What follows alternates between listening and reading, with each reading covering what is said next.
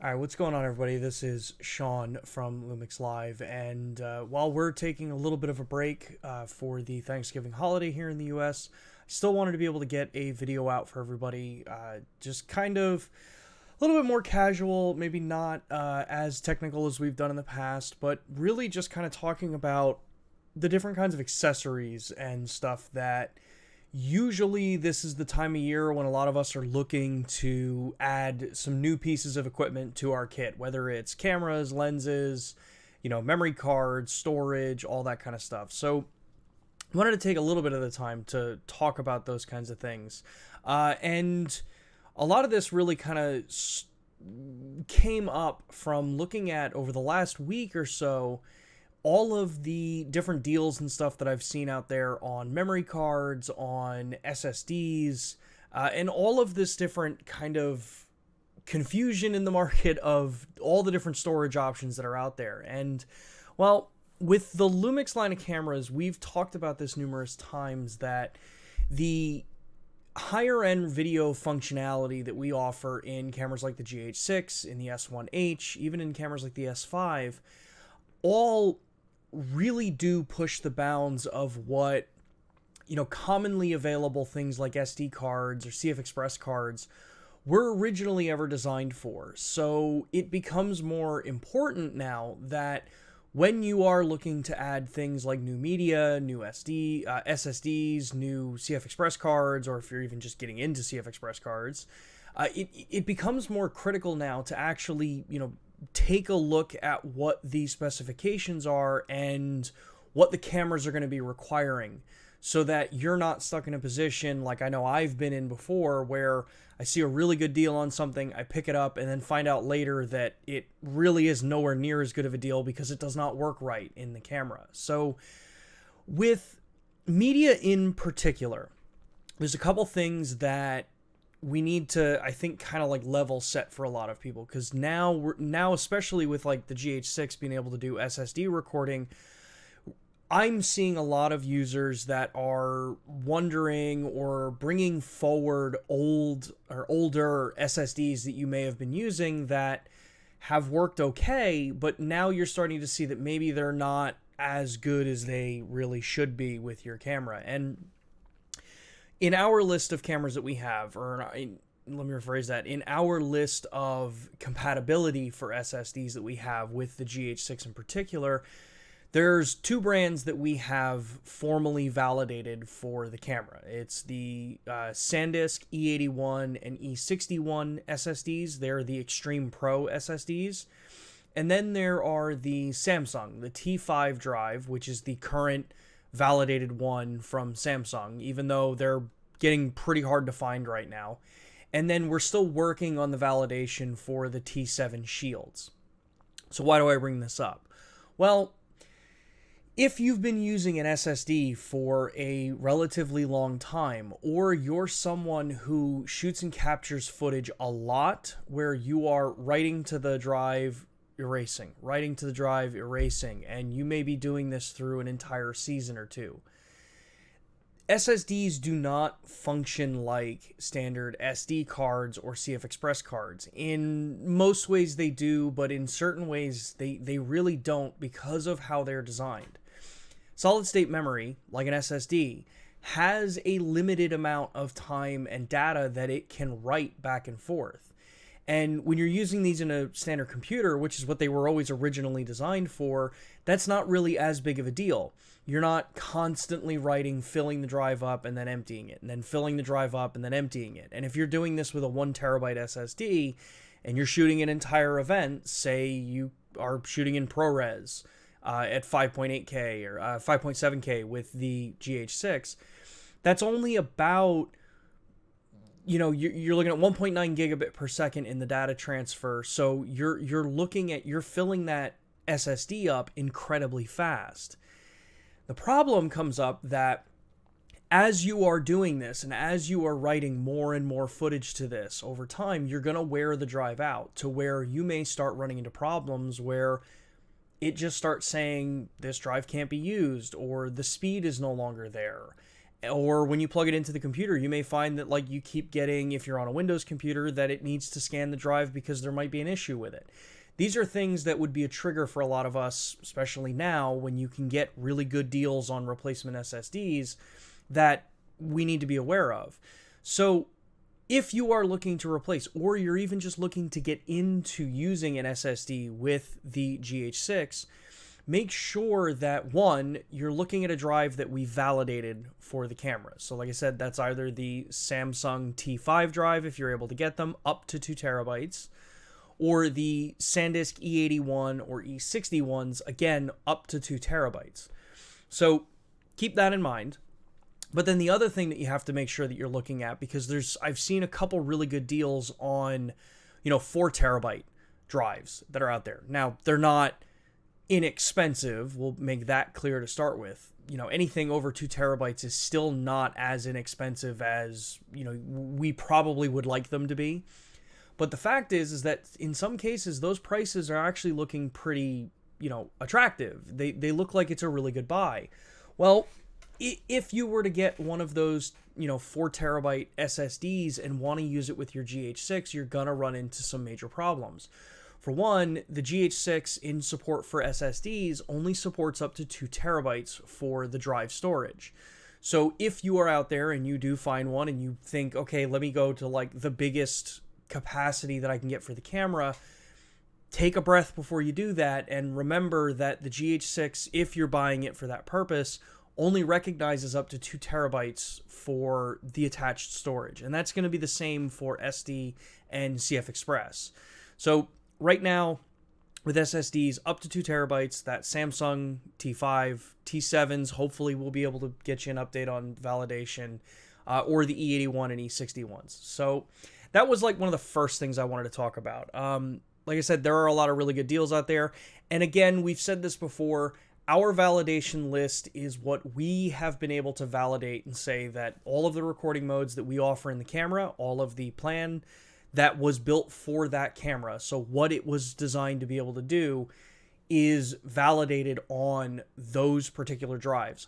Other drives, they may work for you, they may not, but just know that we don't make any kind of guarantee that the drives that are off the list that we've provided, there's no guarantee that we're saying that they're going to work and be compatible. So it's a little bit of risk that you take on your side if you're going to go down that route. Continuing with media, this is where, CF Express cards, like we mentioned earlier.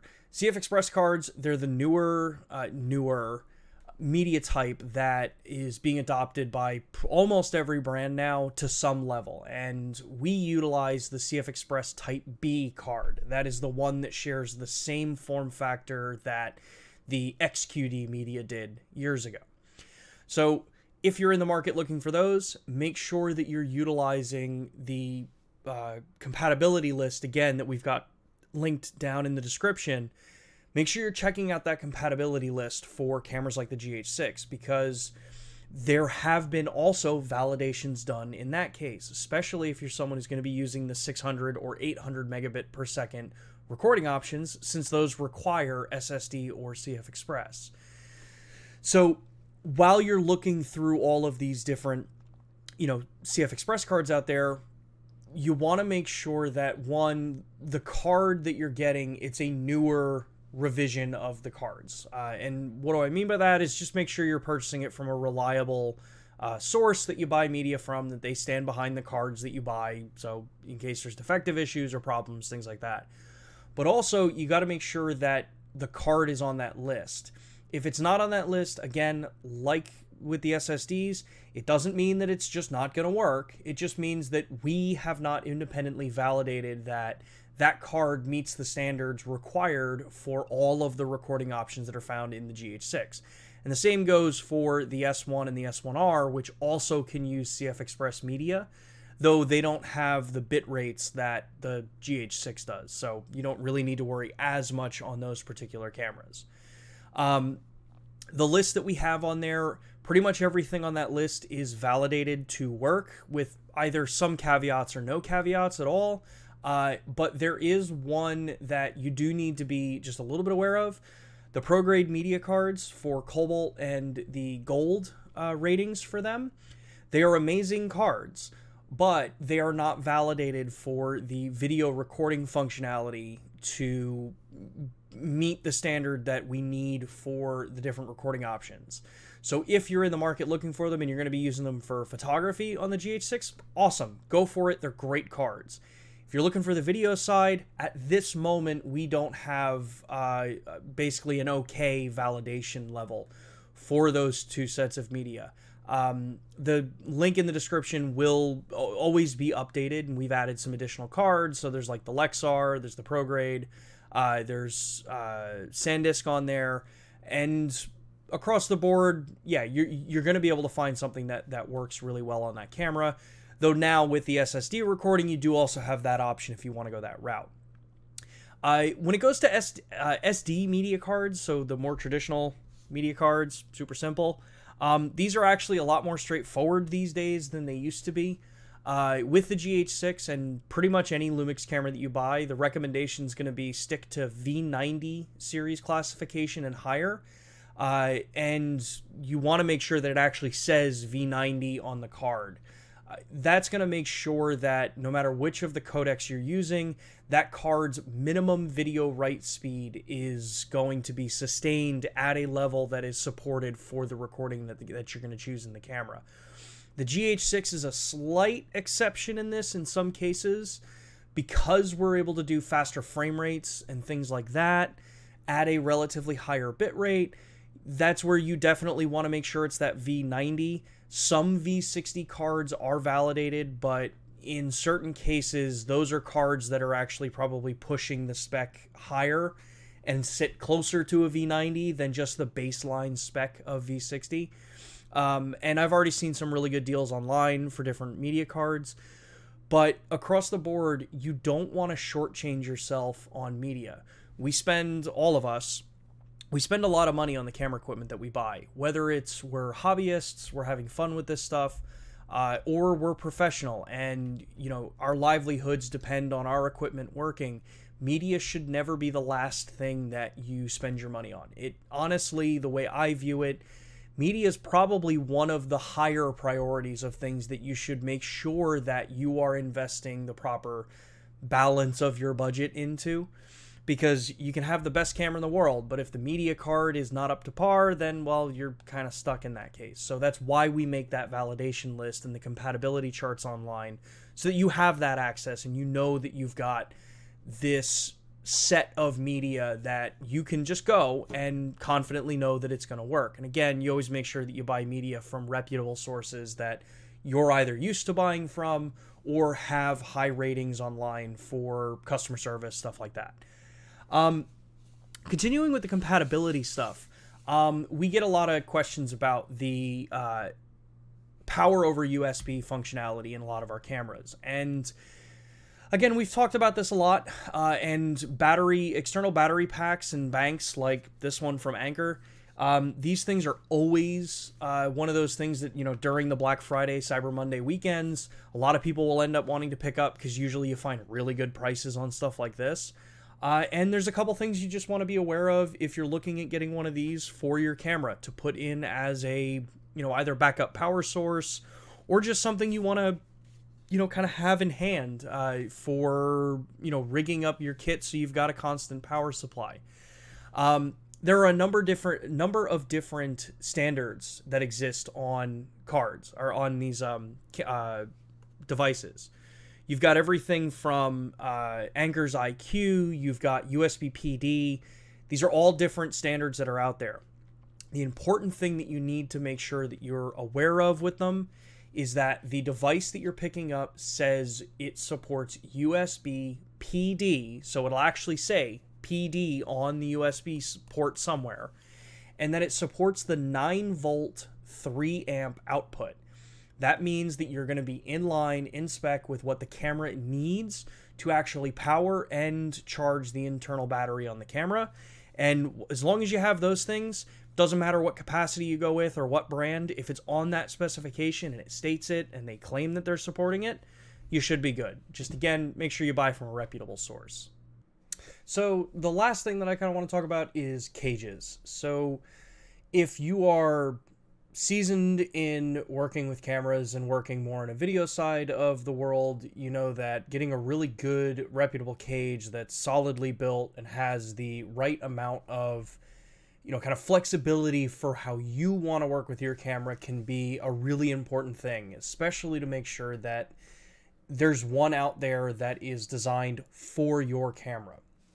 And luckily, with the LUMIX line of cameras, a number of our higher end products have cages that are purpose built from companies like Small Rig, Condor Blue, and Zacuto.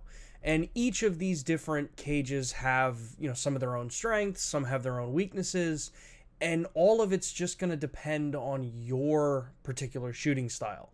So instead of covering all of the different cages out there, we're going to talk about two primarily of the ones that I have personal experience with and are kind of my personal preferred cages for the cameras. And then we'll talk about the other one that I don't have as much experience with, but I know a number of users that do work with them. And the first one I want to talk with, because it's one that I actually have here in front of me, is the cages from the company Small Rig. And if you've seen my GH6 on the stream before, you've seen it in this cage. This is Small Rig's form fit cage for the GH6. I think it's called the Black Mamba. And a couple things that you just kind of want to look for with them is, one, make sure that they're, obviously built of a solid material. The finish looks nice on them, and it works for your particular, kind of setup, how you want to use the kit.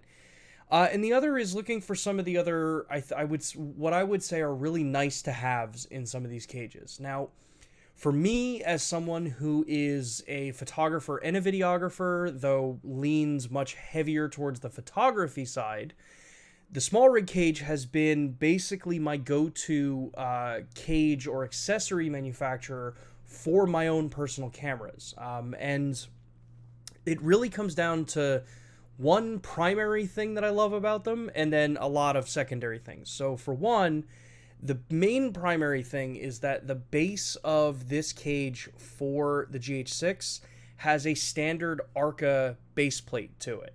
So that means that my tripod, which my tripod of choice is the Peak Design travel tripod in aluminum, that means that because that's an Arca designed or an Arca compatible tripod release plate system, that the base of this particular tripod is, base of this cage just works perfectly with it. I don't have to worry about any kind of compatibility issues or anything like that.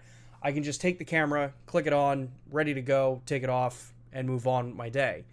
So that really is one of the primary. Now for the GH6, I use the full cage here. So this is the full form fit cage that actually, hard mounts to the camera. And it gives me the nice option to use Small Rig's SSD holder for the Samsung T5 drive that I use here. It gives me a really nice, kind of standard set of attachments up top for things like monitor holders, stuff like that, if I ever use them. And you even get the little dummy cold shoe adapter here on the side for things like microphones, stuff like that. I will say that this cage is a little more limited in the overall 1/4-20 and 3/8 kind of points that are all over the chassis. But that's actually one of the reasons why I like it so much, is because it is so relatively slimmed down. It's got the core things that I need when I'm going to go out and I'm going to film with my GH6. And it doesn't really add too much extra bulk because I don't need to be able to put, 30 things on it. I don't go out and shoot long enough with, accessories like V-mount batteries and powering the whole system that way. So this is a really good option, and they're really not that expensive in the grand scale of all the things that we do with the cameras. And again, because we're talking about this right around Black Friday, Cyber Monday, usually there's some pretty good deals that you can get on some of these cages. The other reason that I primarily am really liking the Small Rig stuff right now is that I also use their half cage on my S5, which I don't have sitting here with me. Their half cage literally is just the base that has that same Arca design base plate piece. So I can use it with my tripods. Again, I have no problem, no issues connecting in with any kind of tripod mount that I want. And it does also give me a semi-vertical capability for an L bracket, because it's basically it's a glorified L bracket that has a couple extra quarter 20s put in it for things like the HDMI cable mount, or if I'm going to be using the S5 and I want to use an external monitor, I can use the small rig micro HDMI to full size that actually bolts to this mount, so I don't have to be plugging or unplugging a micro HDMI. So that's another really solid option. And again, small rig makes a number of these across the board. The one that I use for the S5 is specifically designed for the S5, so you don't have any kind of issue with getting to your batteries or stuff like that. So that's another really good one to take a look at. And like most of these cages, from what I've seen with a lot of the manufacturers now, you'll also notice that there's a lot of like the built-in tool for mounting and unmounting the cage itself too. So usually a lot of them have this, and they usually just magnetically stick on the bottom of the cage. So that's a big recommendation for me, is the small rig cage. The one that I don't have with me right now because I had to send mine out is actually, or the next one I want to talk about is the cages from Condor Blue. Now, Condor Blue, it's a relatively newer player from my experience looking at a bunch of different cages, but they make also a lot of the kind of form-fit cages, but they're going to give you a lot more flexibility, I'd say, than the cage from like Small Rig. Both of them have their great strengths depending on how you want to shoot, but what's great is that you have this kind of flexibility. So from Condor right now, they have a cage for the GH6, they have a cage for the S1H, and then they have like the full rig that works for the S1, S1R, and S1H setup. So you've got a system that works with most of the cameras. There isn't one for the S5 currently, but their cages, it's a pretty different look, as you can see here. And they're just as strong, they're just as solidly built on the camera. I think they're beautifully machined pieces of equipment for you, and they do come in a couple different colors. So if you're someone who doesn't just want a black cage on the camera, you want their kind of gunmetal grayish or steel color, you've got it there with it. And yeah, there's not really much more I can say about them. They do all the same functionality. I think they have some really good, clever designs built into them with how the camera actually mounts into the cage. And yeah, that's another one to, kind of really take a look at. The third brand to take a look at, and this is one, I hold this one off to the end because I don't have a ton of experience working specifically with their cages, is Zacuto. Zacuto's been around for a really long time. They make some amazing cages, and again, you can get form-fit cages. And from my experience, the little experience I have with them, Zacuto makes a really, really solid cage for users that are basically, you're going to mount the camera and you're not really going to be taking it off. You're not going to be worrying about, okay, this shoot I want to take the cage off because I want to go really super ultra nimble, versus this shoot where I'm going to have, basically everything set up there. Or if I'm taking all the stuff off, the camera's still relatively ultra compact for the smaller guys. The Zacuto cages and their entire ecosystem is, they've been around for a really long time, so you've got an incredibly robust ecosystem built out for them.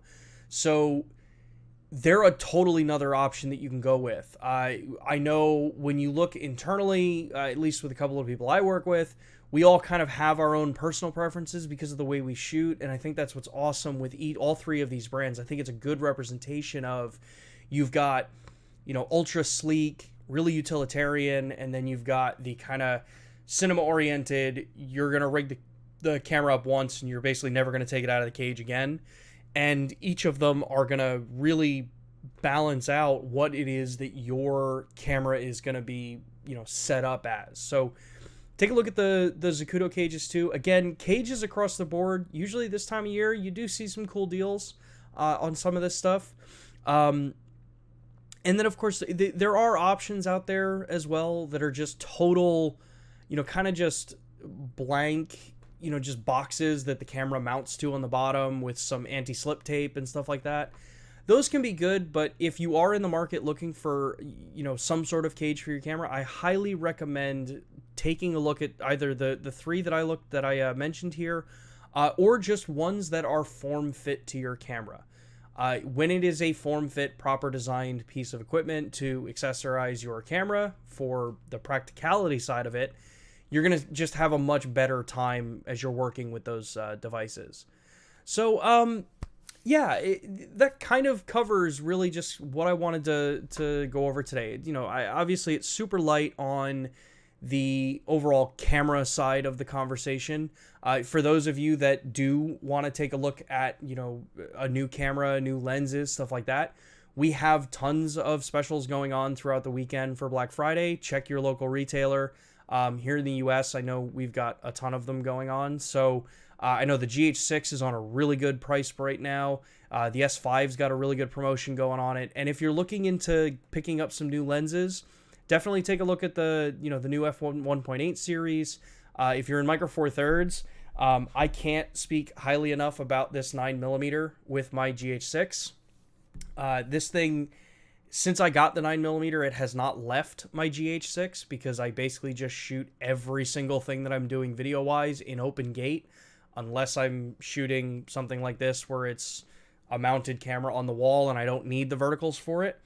But yeah, take a look at the lenses. There's tons of promotions out there. All the major, authorized retailers that Panasonic sells through, you'll find them available there. And so outside of that, thank you all so much for taking some time joining us on this stream. If you're watching this after Black Friday, Cyber Monday deals, this information is still relevant. Just you're not really probably going to be able to take advantage of the deal side of what typically happens during this weekend. But yeah, this community, these streams, this is what I love about everything that we do here at Panasonic LUMIX, and all of you in the chat that join, even if when we're not doing these things live.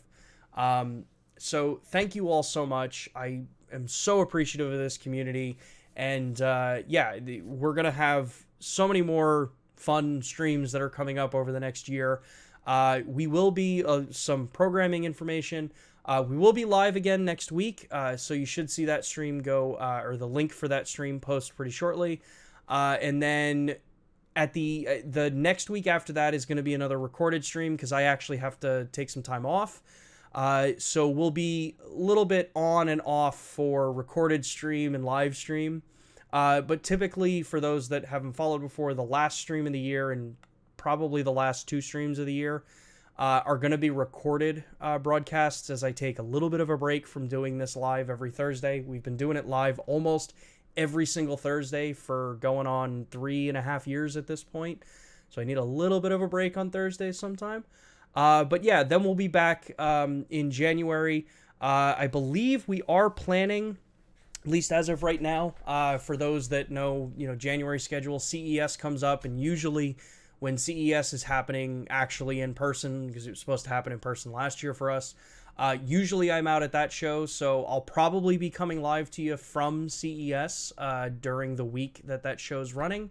But a lot of the scheduling and calendar stuff we'll have up as soon as we actually have the scheduling kind of nailed down for everybody. But other than that, thank you all so much. I hope all of you are enjoying time with your family if you're in the United States, or celebrating Thanksgiving with family and friends. Even if you're not in the United States and you're not celebrating Thanksgiving for, I truly hope that you're all having a good day, good rest of your weekend. And we'll be back live next Thursday, 2 p.m. Eastern time here. Thank you so much, and talk to you later.